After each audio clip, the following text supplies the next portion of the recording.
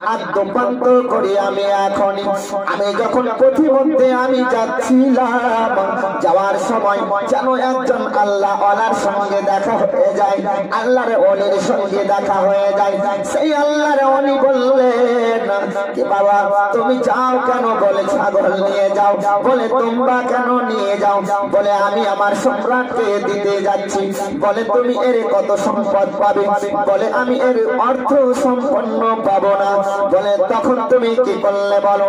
আমি এই বলে যখন তিনি 2 রাকাত নফল নামাজ পড়লেন, পড়ার পর আমার জন্য দোয়া করলেন, পাক পাঞ্জাতনের ওসিলা নিয়ে দোয়া করলেন, নিশ্চয় নিশ্চয় তিনি পাক পাঞ্জাতনেরই যেন সন্তান হবে। বলে তাই নাকি? চলো আমি একটু দেখে আসি। বলে ওরো আমার স্ত্রী শোনো, আমাদের এই খবর আর যদি গোপন না থাকে, যদি সম্রাট জেনে নাই, তাহলে আমাদেরকে এসে হত্যা করতে পারে। বলে তাই নাকি? বলে যান বাজারে যান, কিছু সোনা বিক্রি করে আমাদের জানকে শহীদ করে দেওয়ার পর আসরের সময় সমস্ত তাবুকে জ্বালিয়ে দিল। একটি তাবু তারা অবশিষ্ট রাখলো। সেই তাবুতে হযরতে জয়নব রাদিয়াল্লাহু তাআলা আনহু, হযরতে সাকিনা তারা সেখানে আছেন। সেখানে কান্না করেন, আর্তনাদ করেন। রাত হয়ে গেল। রাত থেকে আবার অনেক ঘটনা, সেখান থেকে তাদেরকে কুফায় নিয়ে আসা হলো। কুফা থেকে আবার তাদেরকে দামেস্কের দিকে নিয়ে আসা হলো। দামেস্কের জেলে বন্দী করে রাখা হলো। আমার জয়নুল আবেদিন রাদিয়াল্লাহু তাআলা আনহু, তিনি যেন সেই যে বন্দী দশায় আছেন, জেলের মধ্যে আছেন। হযরতে সাকিনা তিনিও আছেন, হযরতে জয়নব তিনি উম্মের বাপ তিনিও আছেন, সকলে আছেন। যেন শীতের সময়, আর আরবে তো এমনি গরম। হযরতে জয়নুল আবেদিন রাদিয়াল্লাহু তাআলা আনহু, তিনি যেন জেলের বন্দী দশার বাইরে, যেন গেটের বাইরে এসে তিনি বসে আছেন। এমত অবস্থায় একজন ব্যক্তি যেন একটি বড় দুম্বা নিয়ে, একটি যেন বড় ছাগল নিয়ে, সেই ছাগলটির গলায় দড়ি বেঁধে যেন ছাগলটিকে টানতে টানতে হযরতে জয়নুল আবেদিন রাদিয়াল্লাহু তাআলা আনহুর সম্মুখ দিয়ে নিয়ে যাচ্ছে। তিনি বসে আছেন জেলের বাইরে, আর একজন ব্যক্তি একটা দুম্বা বড় হৃষ্টপুষ্ট মোটা সে নিয়ে যাচ্ছে সামনে দিয়ে। যখন নিয়ে যাচ্ছে, হযরত জয়নুল আবেদিন বলছেন, ভাই তুমি এটা কোথাও নিয়ে যাও। কোথায় নিয়ে যাবে? বলে এটা দরবারে নিয়ে যাচ্ছি। বলে কোথায়?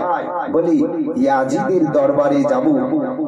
তার আগে উবাইদুল্লাহ ইবনে জিয়াদের দরবারে নিয়ে যাব। বলে তাই নাকি? বলে সে কি করবি? বলে এটা জবেহ করে খাবে। এটা তো মাত্র আমার একটাই আছে, এই শেষ আমার এই সম্বল, এই সম্পদ, এই সম্পদটি সে নিয়ে নেবে। আমার আজকে দিতেই হবে। জোরে বলুন আলহামদুলিল্লাহ। আমার জয়নুল আবেদিন রাদিয়াল্লাহু তাআলা আনহু বললেন, ও ভাই বলো বলো, তোমার হাতে খালি ব্যাগ আছে, আর তুমি এই দুম্বা নিয়ে যাও, তোমাকে এর অর্থ পণ্য দেবে কি বলো? বলে না না, সে যেন আমাকে পণ্য এর দাম দেবে না, কম দেবে। তবে বলো বলো শোনো, তোমাকে যদি এই দুম্বার পরিবর্তে তোমার ব্যাগ পূর্ণ যদি আমি তোমাকে সোনা দিয়ে দিই, তোমাকে যদি সোনা দিয়ে দিই, তুমি তাহলে এই ছাগলটিকে বাড়িতে ফেরত নিয়ে যাবে বলো। বলে ছাগল যদি আমার বা দুম্বা বেঁচে যায় আর সোনাও যদি পেয়ে যায়, তাহলে তো আমার না দেওয়াই ভালো। বলে ঠিক আছে, তুমি ওই যে দূরে ছোট ছোট নুড়ি পাথর পড়ে আছে এবং মধ্যমী সাইজের কিছু পাথর পড়ে আছে, ব্যাগ ভর্তি করো। জোরে বলুন সুবহানাল্লাহ। সে ব্যক্তি যেন ব্যাগ ভর্তি করে নিল বাড়িতে। তার 11 বছরের সন্তান, আর সেই মহিলা চেয়ে আছে। আমার স্বামী কখন আসবে বাজার করে, আটা নিয়ে আসবে, চাল নিয়ে আসবে, বাজার থেকে খেজুর কিনে আনবে। আমরা কয়েকদিন থেকে অনাহারে আছি। আমাদের দুম্বা বা ছাগল বিক্রয় হয়ে গেলে তা থেকে আমার স্বামী যেন আটা এবং চাল খেজুর কিনে নিয়ে আসবে, এবং সেইগুলো দিয়ে সুন্দরভাবে আমি আটা মথিত করে, আটা মেখে, আটা সেনে, আটার খুমির করে আমি সুন্দর করে আমার স্বামীর জন্য রুটি তৈরি করব। আমার ছেলেও যেন অনাহারে আছে, তাকেও যেন সুন্দর করে আমি রুটি খাওয়াবো।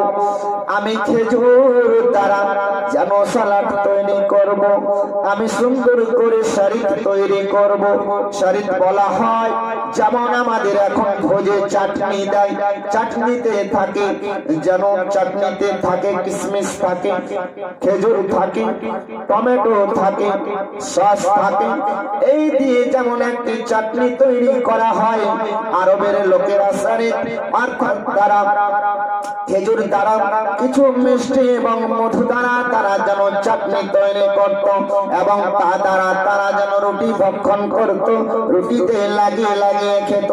আমার আব্বা জান মায়েরা শুনুন, আমার রাসূলুল্লাহ সাল্লাল্লাহু তাআলা আলাইহি ওয়াসাল্লাম, আমার দয়ার নবী, মায়ের নবী, রাহমাতুল লিল আলামিন এই সুন্নাত পালন করার জন্য যেন কাল কিয়ামত অবধি এই চাকরির যেন ব্যবস্থা থাকবে।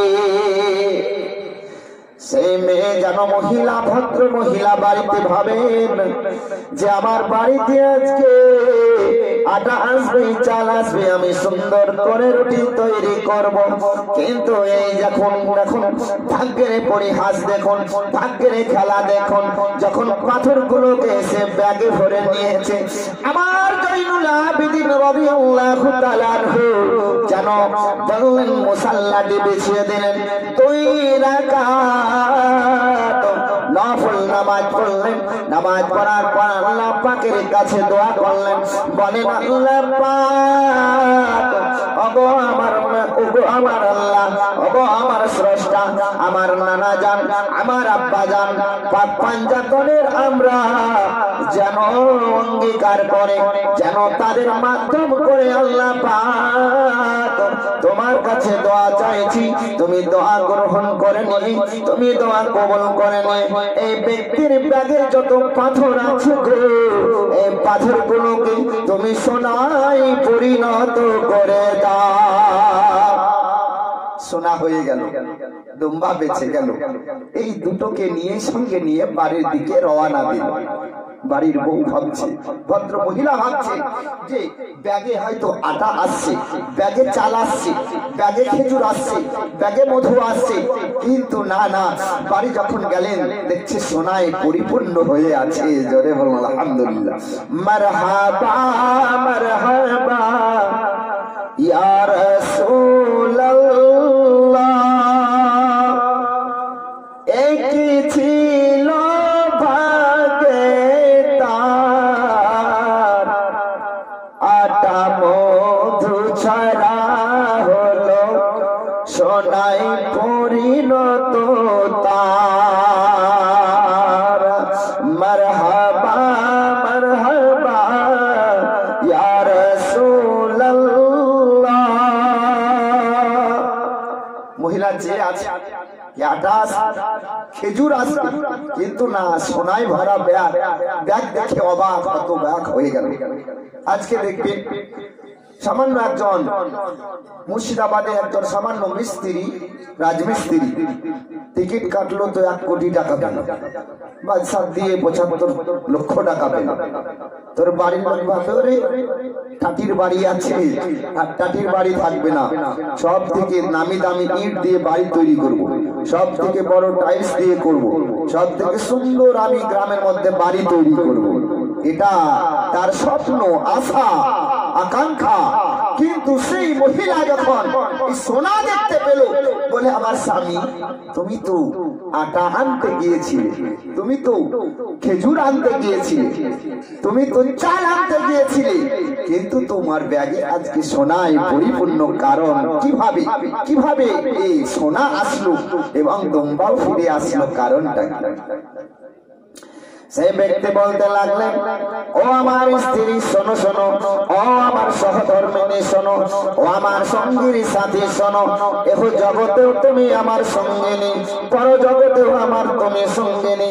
শোনো গো এখনই আমি আদ্যপান্ত করি, আমি এখনই, আমি যখন পথিমধ্যে আমি যাচ্ছিলাম, যাওয়ার সময় যেন একজন আল্লাহ ওয়ালার সঙ্গে দেখা হয়ে যায়, আল্লাহর ওলির সঙ্গে দেখা হয়ে যায়। সেই আল্লাহর ওলি বললেন, কি বাবা তুমি যাও কেন? বলে ছাগল নিয়ে যাও। বলে তোমরা কেন নিয়ে যাও? বলে আমি আমার সম্রাটকে দিতে যাচ্ছি। বলে তুমি এর কত সম্পদ পাবে? বলে আমি এর অর্থ সম্পন্ন পাবো না। বলে তখন তুমি কি করলে বলো? আমি এই বলে যখন তিনি 2 রাকাত নফল নামাজ পড়লেন, পড়ার পর আমার জন্য দোয়া করলেন, পাক পাঞ্জাতনের ওসিলা নিয়ে দোয়া করলেন, নিশ্চয় নিশ্চয় তিনি পাক পাঞ্জাতনেরই যেন সন্তান হবে। বলে তাই নাকি? চলো আমি একটু দেখে আসি। বলে ওরো আমার স্ত্রী শোনো, আমাদের এই খবর আর যদি গোপন না থাকে, যদি সম্রাট জেনে নাই, তাহলে আমাদেরকে এসে হত্যা করতে পারে। বলে তাই নাকি? বলে যান বাজারে যান, কিছু সোনা বিক্রি করে আমাদের জন্য আটা নিয়ে আসুন, কিছু খেজুর নিয়ে আসুন, কিছু যেন চাল নিয়ে আসুন, আমরা রান্না করে পরিপাক করে খাবার খাবো। বলে আমি যাই, তবে যদি আমি না আসতে পারি, তোমরা আল্লাহ পাকের কাছে শুকরিয়া আদায় করবে। জোরে বলুন। মানুষ মরবে, তার 40 দিনের মধ্যে যখন তার পাতাটা আজরাইল আলাইহিস সালামের টেবিলে আসে, তখন থেকে তার মধ্যে মরণের কিছু সংকেত যেন পাওয়া যেতে লাগে, চিহ্ন আসতে লাগে, তার মধ্যে যেন ভুল এলোমেলো হতে লাগে। জোরে বলুন সুবহানাল্লাহ। সেই ব্যক্তি বলল, যদি আমি না আসতে পারি, তোমরা আল্লাহ পাকের কাছে শুকরিয়া আদায় করবে। এই বলে যখন সে চলে গেল, চলে যাওয়ার পর রাস্তার মধ্যে যাচ্ছে, এই খবর কিন্তু চলে গেছে। বলি আরে এই তো ইমাম হুসাইনের পুত্র হযরতে জয়নুল আবেদিন, এ তার পাথরকে সোনায় পরিণত করে দিয়েছে, তার দুম্বাও ফেরত দিয়েছে। এই কথা যদি পুরো দামেস্কে ছড়িয়ে পড়ে, তাহলে না ইয়াজিদকে মানবে, না ইবনে জিয়াদকে মানবে, না সিমরকে মানবে, না খলিকে মানবে, না সিনানকে মানবে, কাউকে মানবে না, জয়নুল আবেদিনকে মানবে। অতএব ওই ব্যক্তিকে নিয়ে আয়, গোপনে তাকে হত্যা করব। জোরে বলুন সুবহানাল্লাহ। সেই ব্যক্তিকে ডেকে আনা হলো। ওগো বলো বলো, তোমার আমার দরবারে, তুমি আমার দরবারে তোমরা বা ছাগলটি আনার কথা, তবে তুমি কেন আনলে না বলো? বলে আমি আনছিলাম, রাস্তার মধ্যে এই ঘটনা ঘটলো। সঙ্গে সঙ্গে সেই ব্যক্তিকে বলল, তোমার সোনার ব্যাগটি নিয়ে এসো। বাড়ি যাওয়ার পর সোনার ব্যাগটি নিয়ে আসলো, জমা নিয়ে নিল। জমা নিয়ে নেওয়ার পর তাকে বলল, তুমি একটু ছাদের আড়ালে চলো, পাকা বাড়ির পাশে চলো। তাকে একটি গলিতে নিয়ে যাওয়ার পর তাকে শহীদ করে দিল। শহীদ করে দেওয়ার পর তার যেন লাশটি তার বাড়িতে পাঠিয়ে দিয়েছে। তার স্ত্রী কান্না করে, আল্লাহ পাক আমার স্বামী বলেছিলেন, যদি আমি না আসতে পারি, আল্লাহ পাকের প্রতি তোমরা শুকরিয়া আদায় করবে। এই সন্তান কেঁদে যায়, বলেন আল্লাহ পাক আমার স্বামীকে তুমি নিয়ে নিলে, আমার এই ছোট সন্তানকে নিয়ে আমি এই পৃথিবীতে কি করে আমি বাঁচবো? আমরাও বাঁচতে পারবো না। আল্লাহ গো, তুমি আমাদের উভয়কে, তুমি আমাদেরকে পৃথিবী থেকে চিরতরের মতো উঠিয়ে নাও। আল্লাহ পাক বলেন, ও আমার বান্দা বান্দে, তোমরা শোনো শোনো, তোমার স্বামী মারা গিয়েছে, তার এমন মরণ নয়, সে যেন শহীদি দরজা পেয়েছে। আমার জয়নুল আবেদিনকে ভালোবেসে তার কথা মতো যেন তার ব্যাগ শূন্যে পরিণত হয়েছে। যখন সে আমার জয়নুল আবেদিনকে মেনে নিয়েছে, তখন তোমাদের আর পরিণতি খারাপ হবে না, তোমাদের পরিণতি যেন ভালো হবে। এই বলে জানো সেই ছেলেটি বলে, আমার আব্বা জান কে কে হত্যা করলো, তার লাশটিকে নিয়ে গিয়ে যখন রাস্তা দিয়ে চলে যাচ্ছে, আমার জয়নুল আবেদিন রাদিয়াল্লাহু তাআলা আনহু যেন তার জেলের বাইরে আবার বসে আছে। বলে বলো বলো এই লাশটি কার? বলে এই লাশটির যেন শহীদ বা হত্যার কারণ হচ্ছে আপনি। আপনি আমার আব্বাকে এই পাথরগুলোকে যখন সোনায় পরিণত করে দিয়েছে, এই দেখে আমার আব্বা জানকে ইবনে জিয়াদের লোকেরা, ইয়াজিদের লোকেরা, সিমরের লোকেরা, খুলির লোকেরা, সিনানের লোকেরা, জুনাহার যেন এই যেন লোকেরা আমার আব্বাকে কতল করে দিয়েছে, আমার আব্বাকে শহীদ করে দিয়েছে। মহিলা পর্দার শহীদ কান্না করে আর বলে, হুজুর এর কি বিকল্প কোন রাস্তা নেই, এর কি কোন রাস্তা নেই। আমার স্বামী মারা গিয়েছে, আমি তার জন্য আফসোস করি না। হুজুর যখন আপনি পাক পাঞ্জাতনের লোক, আপনি ইমাম হুসাইন রাদিয়াল্লাহু তাআলা আনহুর বংশধর, আপনি ইমাম হুসাইন রাদিয়াল্লাহু তাআলা আনহুর সন্তান, যোগ্য সন্তান, আপনার কাছ থেকে সমস্ত ইমামদের পরিচিতি ঘটবে পৃথিবীর বুকে। এই ইমাম জয়নুল আবেদিন আপনি আমার স্বামীকে জীবিত করে দিন। বলে না না, তোমার স্বামীকে জীবিত তো করে দেব, তোমরা এই আমার রাজ্যে আছো, এই ইয়াজিদের রাজ্যে বাস করো, ইবনে জিয়াদের রাস্তায় তোমরা দেশে বাস করো, তাদের রাষ্ট্রে তোমরা থাকো। তোমরা তিনজনে, তোমার স্বামী মারা গিয়েছে, সে তো মারা গিয়েছে, তবে তোমরা দুইজনে চক্ষুদয় বন্ধ করে নাও, তিনজনে যেন চক্ষু বন্ধ করে, আরে যেন নিদ্রাটি হয় আমাদের মরণের সমতুল্য। আরে যখনই চোখ বন্ধ করে নিয়েছে হযরতে জয়নুল আবেদিন রাদিয়াল্লাহু তাআলা আনহু তিনি আবার 2 রাকাত নফল নামাজ পড়ে আবার দোয়া করে দিলেন, আল্লাহ পাক এই তিনজনকে এই দেশে নয়, এই যেন দেশে নয়, তাদেরকে মিশরের একটি যেন গ্রামে পাঠিয়ে দিলেন। তারা যখন আবার চোখ খুলে দেখলো যেন একটি নতুন নতুন রাজ্যে চলে এসেছে, সেইখানে যেন সকলে অপরিচিত। তারা বলতে লাগলো, আল্লাহ গো আমরা কোন দেশে এসেছি?